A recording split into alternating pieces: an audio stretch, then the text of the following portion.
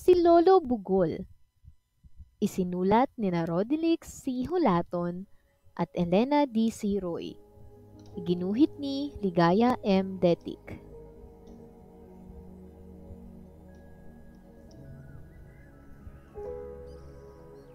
Noong unang panahon, maraming pinaniniwalaan ang mga taong naninirahan sa sitio Iliranan.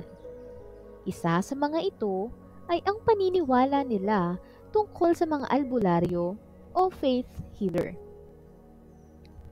Si Lolo Benedicto Zambales, o mas kilala sa tawag na Lolo Bugol, ay isa sa pinakamatandang tao at tinaguriang isang magaling na albularyo sa lugar na iyon.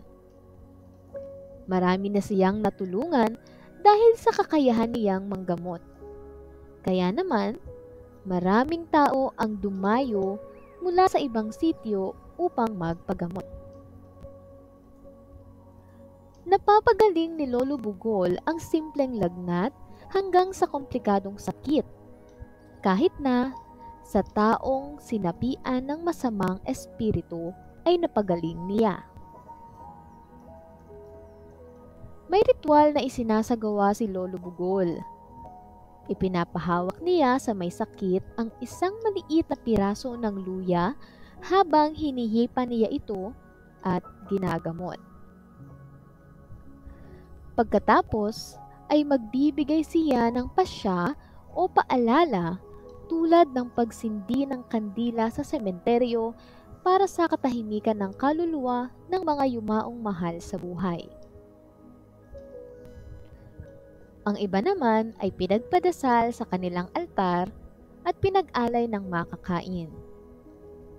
May naniniwalang gumaling sila sa tulong ni Lolo Bugol at ang iba naman ay hindi.